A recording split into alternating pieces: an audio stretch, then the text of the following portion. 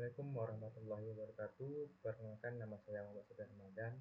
Pada video kali ini saya akan membahas tentang penerapan Tailwind CSS pada website kita.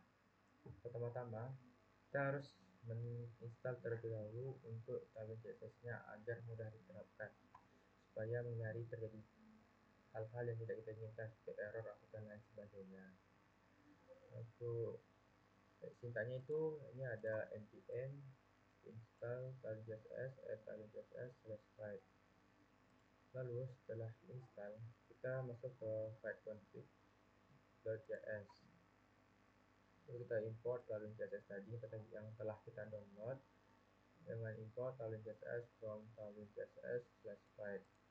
Terus kita panggil Tailwind CSS-nya agar bisa diterapkan. Selanjutnya itu kita masuk ke pembahasan latihan. Dimana latihannya ini kita akan menerapkan Tailwind CSS-nya dan ada beberapa hal lainnya. Di sini saya membuat latihannya itu adalah ketemu 3 nama kelompoknya. Terus isinya itu ada hitung gaji, main.jsx, Tailwind.js, terus Tailwind.js.jsx, ada usefrom.jsx. Sini saya akan menjelaskan terlebih dahulu untuk usefrom-nya, yang dimana usefrom ini nanti akan membentuk sebuah table dengan berisikan nama, berisikan email, serta berisikan tentang tanggal lahir. Ada tombol simpannya. Di sini pada kelas usefrom ini kita sudah menerapkan reusable komponen, di mana reusable komponen itu penggunaannya itu bisa secara berulang dan hasilnya itu tuh lebih efisien. Nah, gimana cara penerapannya? Kita sudah buat kelasnya ini, terus kita buat kelas komponen di bawah placeholder. Kita buat kelasnya itu bebas. Sini saya menggunakan input file. Terus input file ini kita tuh membuat variabel, label, tab, dan placeholder, dimana kita terapkan, kita import terlebih dahulu kelas input filenya, kita terapkan ini input file, ada label, type, dan placeholder.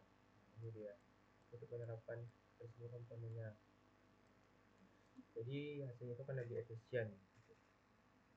Selanjutnya itu ada kelas Tailwind CSS. Ini adalah untuk CSS-nya bagaimana dengan selera kita. Kita akan menampilkan untuk art spacing, topografi, dan lain sebagainya. Terus ada Tailwind CSS itu harus kita import terlebih dahulu untuk penerapannya. Terus untuk memanggil kelasnya tadi itu kita import juga usefrom-nya. Selanjutnya itu kita ke hitung gaji untuk latihannya. Di sini hitung gaji ini kita sudah menerapkan reusable komponen, state, dan conditional rendering. Tapi kita akan bahas dulu tentang codingan yang ada di sini. Jadi untuk kelas hitung gaji ini kita itu penghitungan itu menggunakan cons, dimana sifatnya ada nama, gaji, pajak, total gaji. Terus dengan event itu set nama, set gaji, terus ini adalah pajaknya itu adalah 0,11. Terus ini adalah total gaji kita, dimana gaji itu dikali gaji ini gaji dikali pajak ini baru nanti dikali sama gaji. Terus ini adalah count is valid, gaji bisa 0. Jadi maksudnya ini adalah dimana penginputan ini gaji kita itu tidak boleh di bawah 0, jadi harus di atas 0 untuk hasilnya. Selanjutnya itu ada untuk penginputan gajinya itu kita ada set gaji, price plot, target, dot value. Terus di sini itu ada ini untuk conditional rendering itu dimana gaji yang kita tidak boleh kosong atau negatif.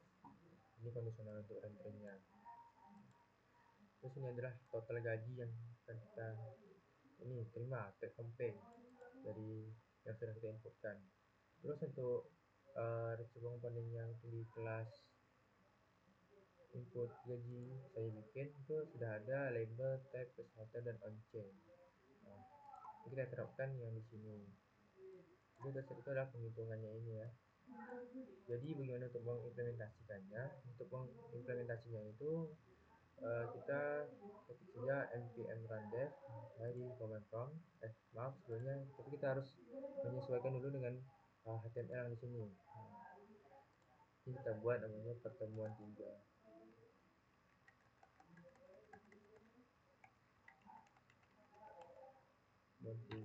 Baru kita npm rundown.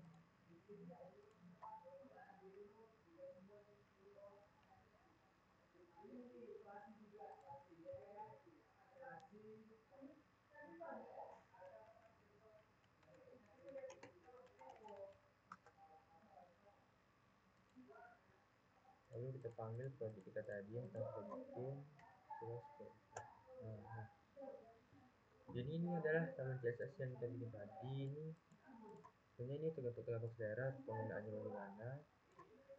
Terus pelajarannya itu tadi ini ada tambah user, terus nama kita, terus email kita apa, terus ini tanggal lahir kita, seperti ini. Terus ini ya, hitung gaji masuk kondisi rendering itu adalah kita menampilkan bahwa dia ini tidak boleh kosong atau minus seperti ini. Itu tidak boleh karena harus lebih dari email seperti ini. 2, 3, 4. Di sini juga kita sudah membuatnya itu agar dia ini tidak keluar dari label yang sudah disediakan. Jadi ini ke bawah. Mungkin begitu untuk penjelasan resolusian. Selanjutnya kita akan membahas tentang project.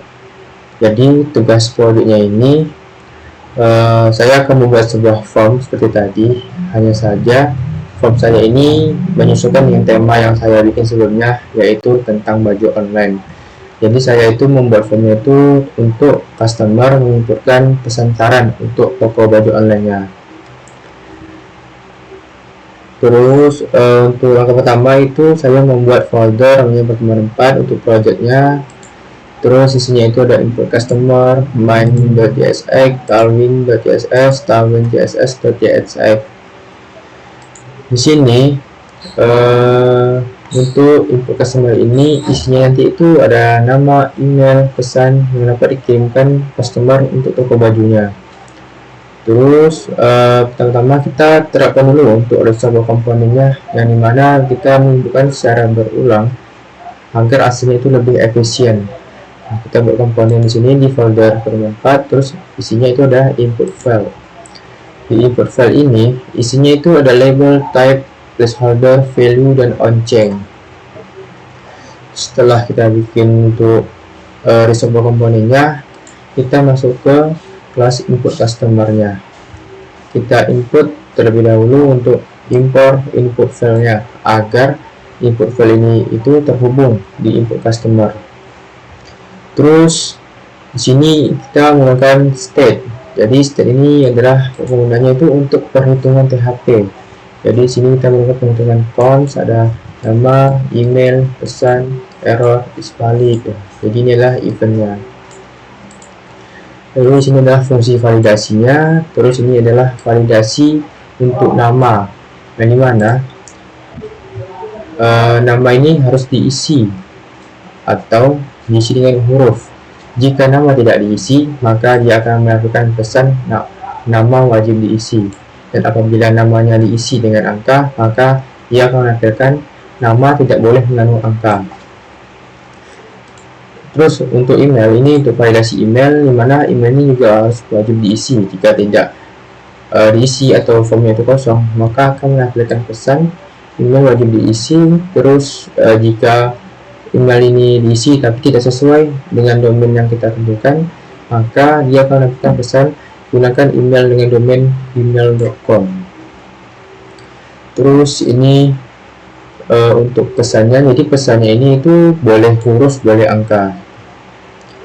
Terus set error ini dan set device ini adalah muncul jika tidak ada yang error, maka dia akan muncul. Terus di sini ini adalah untuk mereset kembali apabila data itu sudah diisi dengan benar dan sudah disubmit. Kita balik lanjut, kita ke return. Ini adalah mengambil nilai dari yang tadi. Ini ada input file, terus ada nama, ada tag-nya, terus ada placeholder, ada value-nya, dan onChain-nya. Dan juga akan menampilkan error sama seperti yang kita validasikan tadi di atas. Untuk nama itu harus sesuai diisi dengan format yang benar. Ini kita menerapkan untuk conditional renderingnya. Error seperti ini adalah conditional renderingnya. Begitu juga untuk email, kita masukkan error validasi yang sudah kita bikin, kita masukkan di sini, kita panggil lagi agar dia muncul. Terus apabila sudah tidak ada yang error atau data-data sudah di sini benar, maka tombol simpan itu akan muncul. Tetapi jika jika data di situ tidak sesuai dengan format atau masih ada yang error, maka tombol simpan itu tidak akan muncul. Dan setelah muncul itu kita tekan simpan, maka dia akan menampilkan data yang telah kita simpan tadi. Untuk penerapannya itu kita langsung saja untuk ke linknya, langsung saja ketik npm run-dev, langsung klik localhost, terus kita sesuaikan dengan project kita nih. Project kita namanya satu. Ini adalah tampilan jika namanya itu masih kosong atau tidak diisi, maka dia akan menampilkan pesan seperti ini. Ini kita misal kita ketik angka, maka dia akan langsung menampilkan nama tidak boleh mengandung angka, jadi harus nama. Terus untuk email ini tadi kita gunakan kondisinya itu harus menggunakan domain yang benar ya. Coba kita gunakan domain apa yang tidak benar, coba Sabil Yahoo. Tidak bisa, dia harus menggunakan email menggunakan domain itu gmail.com. jadi menggunakan sabilramadan73@gmail.com. untuk pesannya ini boleh gabung antara angka, huruf atau segala macam. Terus kita simpan, maka dia akan muncul data seperti ini. Terus kita klik OK, maka dia akan reset kembali. Misal kita ngetik yang tidak sesuai dengan format, maka tombol sebelumnya tidak akan muncul. Tombol ini tidak akan muncul karena masih ada data tidak sesuai dengan format yang harus diisi. Mungkin cukup sekian video saya kali ini. Kurang lebihnya saya mohon maaf. Assalamualaikum warahmatullahi wabarakatuh.